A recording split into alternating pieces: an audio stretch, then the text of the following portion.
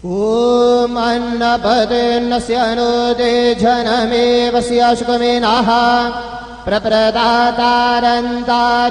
ऊर्जन्नुदे हितविपदे च दुःखपदे चतुष्कोणमण्डलं कृत्वा तदुपरि नैवेद्यपात्रन्निधाय गायत्रीमन्त्रेण पात्रान् सम्प्रोक्ष्य धेनुमुदराम् अमृते कृत्य ग्रासमुदरां प्रादृशयेत्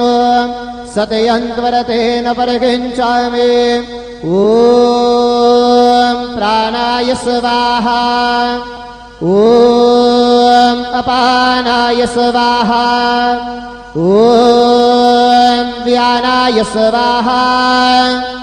ॐ उदानाय स्वाहा ॐ समानाय स्वाहा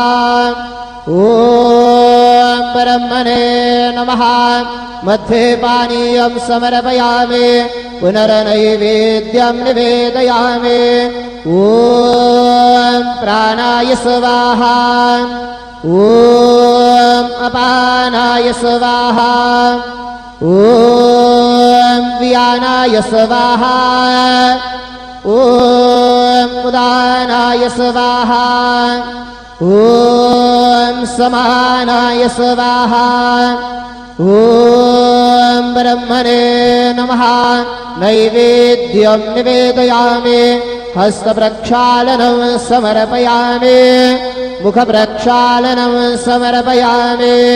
सद्गुरु साईनाथ देवताभ्यो नमः प्रार्थनापूर्वक नमस्कारं करोमि।